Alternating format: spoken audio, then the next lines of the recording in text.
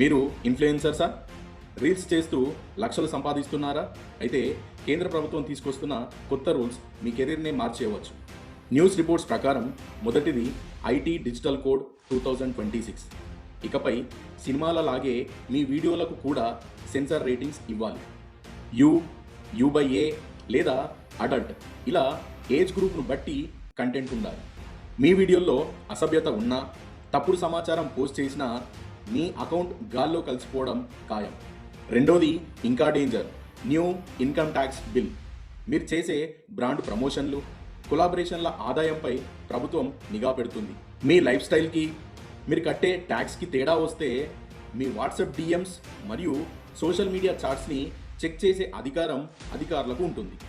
దీని గురించి ministry of electronics and IT గత కొంతకాలంగా ముసాయిదా తయారు చేస్తుంది. ఈ రూల్స్ను ఈ సంవత్సరం నుంచి అమలులోకి తేబోతున్నారు.